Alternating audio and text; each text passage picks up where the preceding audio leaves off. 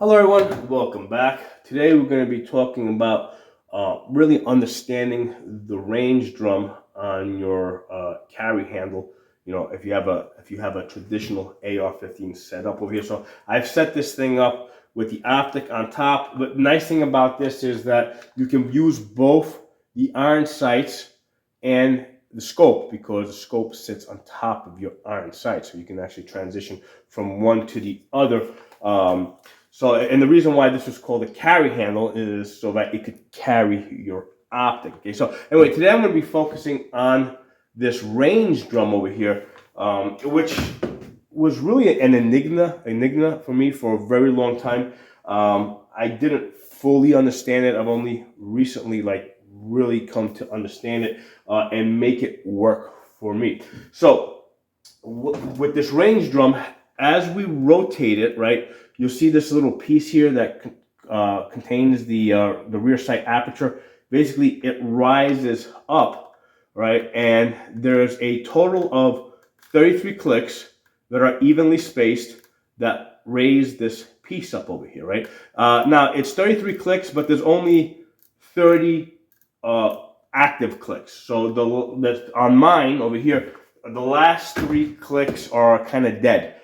Even though it's clicking, this piece over here is not actually rising. So that's something that you got to be aware of. Okay, so over here I have a graph that shows each of the 33 clicks in referenced by these lines over here, and over here I've marked the last 3 as dead, right? And as I explained, as you rotate this rises, so it rises at, it rises evenly spaced, okay? But here's the thing, as you're rotating this, it's rising evenly spaced. Well, if we look over here, right, I have here a bunch of numbers that represent yardages, right? So 100 yards, 200 yards, 300, 400, 500, 600 yards. And if you fire a bullet, right, we know that when the bullet comes out, it's going fast and then it slows down. As it slows down, gravity has more time to act on it. So as it goes further out, it drops at a faster rate, right? So, as it goes further out, it drops at a faster rate.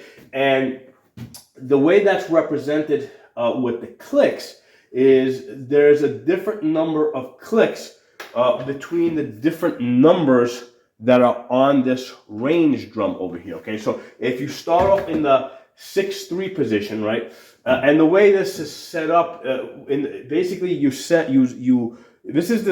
was originally designed so that you would get a 25-yard zero, which would give you a second zero at 300 yards. Okay, right. And so if you zero in on that, then if you rotate around to the 4 position, which is 6 clicks, you're now at 400 yards.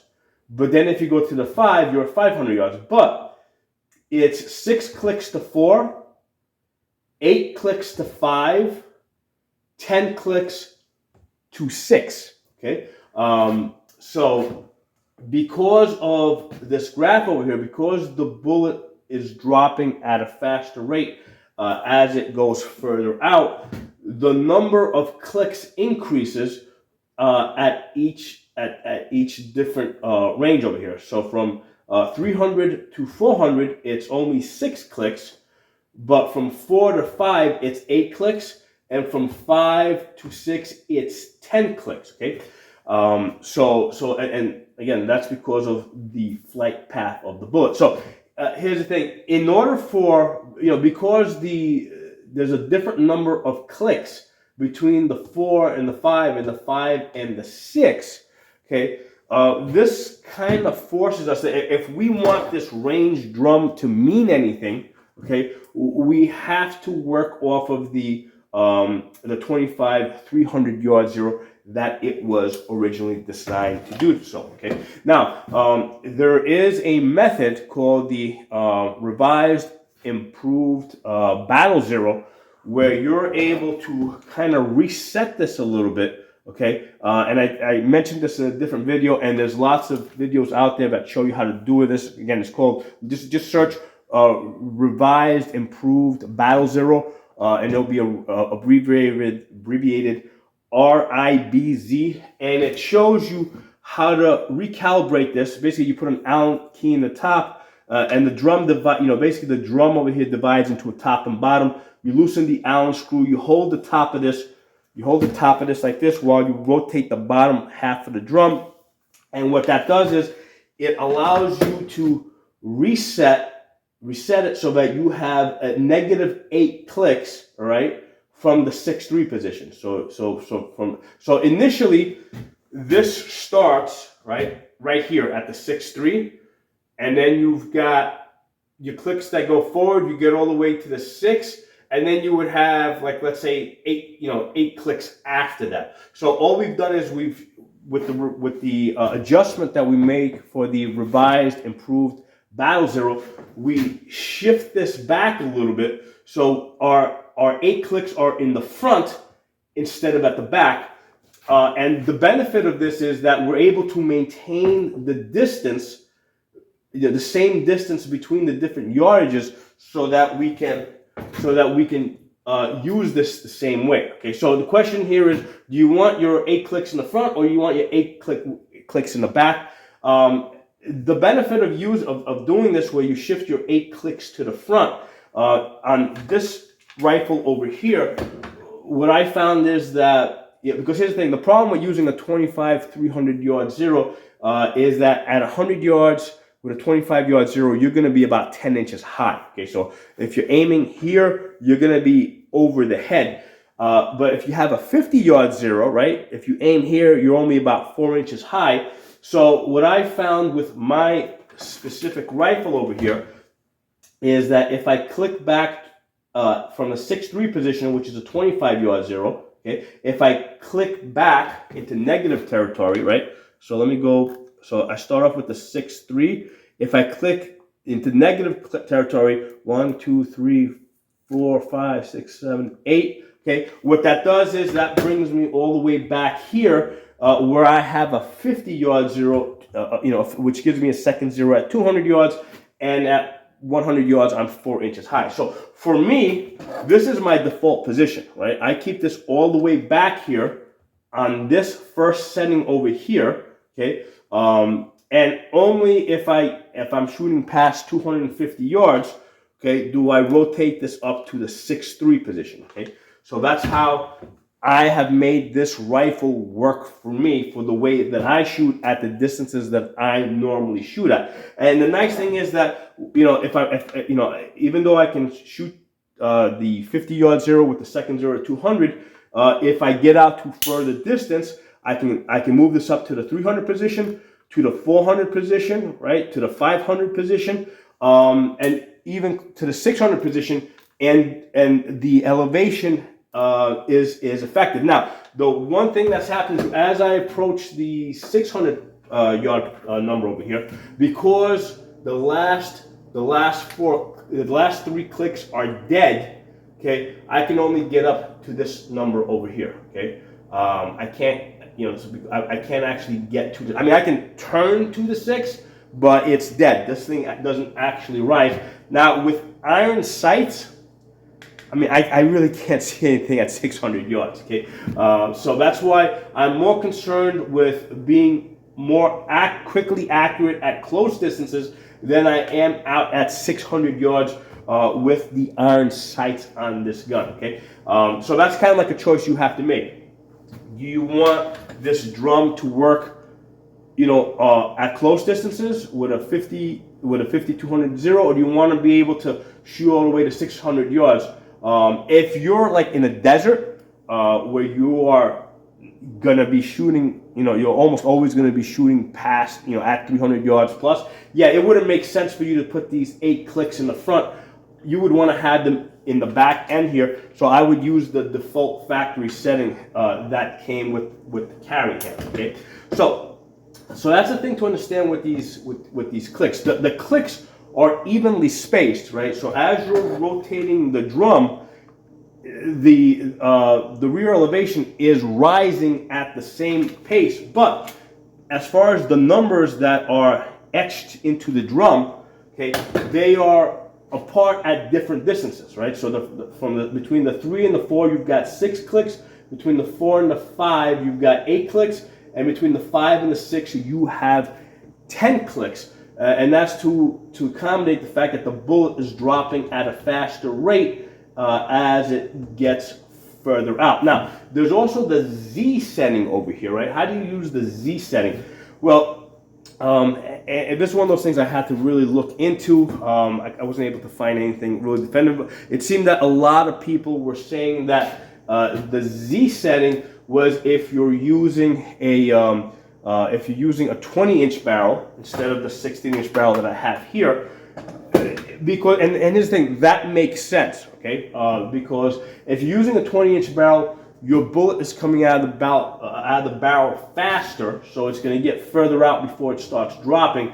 So it makes sense that you would want to start with, instead of zeroing, instead of getting your 25-yard zero in the 6-3 position, you would zero on the Z position.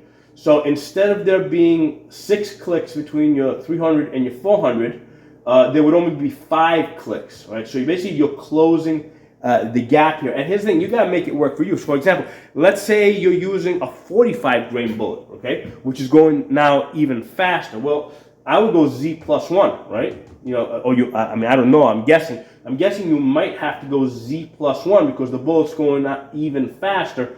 So in order to kind of make this thing work, you have to even shorten the distance a little bit more between your 300 and your 400. Okay, and then likewise, like I said earlier, for my particular rifle here, okay, I zeroed in at 25 yards on the 6.3 position. Okay, but for me, most people will say that in order to get back to a 50-yard zero, you would have to go -4. I've heard some people say -6. I've heard others say -2. For me, in order to get back to a 50-yard zero, I had to rotate back a full 8 clicks. Okay, so and here's the thing. My elevation here at this location is about 2,000 feet up, so that's probably a factor in this. Okay, so I have to go 8 clicks back in order for me to go from a 25-yard zero to a 50-yard zero, and that's going to be my default position. I'm always going to keep this all the way, -8 clicks. So I've got a 50-yard zero, which gives me a second zero at 200 yards, and only if I'm shooting at 300 yards will I rotate this up to the 300 position, and then I rotate up. And the drawback is that, hey, I've got the last 3 numbers here are dead, so I can't get all the way up to 600 yards. Because I can't. I'm coming up short by 1 click. So, which is not. I'm not that far off, right? So basically I could go up to, I guess, like 580 yards. Okay, and then I would have to, manually hold a little bit high over my target in order if I was trying to put suppression fire at 600 yards, because that's all I'm going to be able to do. Right? At 600 yards with my 50-year-old eyes. The best I can do at 600 yards is do suppression fire. I'm not going to be able to really see my target that well. But at the closer distances, that's where I think it's more important for me to be accurate. So there's some information about how to use this range drum, how to understand this range drum. If you understand what's happening here, as you're spinning it, the clicks are evenly spaced, but the space between the etched numbers, right, that are on your drum is different. Okay, you got 6 clicks, 8 clicks, and 10 clicks. And in order for those clicks to mean anything, we have to basically zero at 25-300. All right, but then we can fine tune, right? So let's say if we got a longer barrel, we can use the Z position. Or let's say if we got like a really short barrel, like let's say, I got a 16-inch barrel here. What if I was using a 10-inch barrel, right? Well, I'd have to play around with this a little bit, but maybe I would have to go into like a -2 or -3 territory just to get that 300 yards, that 25-300 yard zero. So the clicks are evenly spaced. You gotta kind of figure out how you're going to use them and make them work for you. But a good starting point is to understand that this system was designed for the 25 300 yard zero. So basically, get your 25 yard zero, test it out at 100 yards. Basically, at 100 yards with a 25 yard zero, you're going to be about 10 to 12 inches high. Okay, and then basically, if you want to go to use a 50 yard zero, go back here into the negative clicks. Get your 50 yard zero and test that out. Basically, at 100 yards with a 50 yard zero, you're going to be about 4 inches high. Okay, so that's how you know that those numbers are kind of falling in place, because it's kind of hard to test it out at 300 yards and 200 yards with iron sights, because for most of us, our eyes aren't that good. So that's why the 100 yards is really where I kind of like, I really check to see if the numbers are falling in where they're supposed to be falling in, because I know that a 25 yard zero is going to be about 10 to 12 inches high, and a 50 yard zero is going to be 3 to 4 inches high. So hope you guys enjoyed this video. I hope it was useful. I hope it cleared up a lot of questions, and I wanted to bring some attention to the fact that even though you've got 33 clicks, on mine at least, the last 2 are dead. For other people, it might be different. Maybe they're not dead, or maybe they got more clicks that are dead. That's one of the things that you want to pay attention to. As you're clicking over here and you're rotating this, make sure that this is actually rising when you're all the way at the beginning and all the way at the end. Make sure, because it took me a little while to figure that out, that the last 3 clicks on mine were dead. Okay, so we'll talk again soon.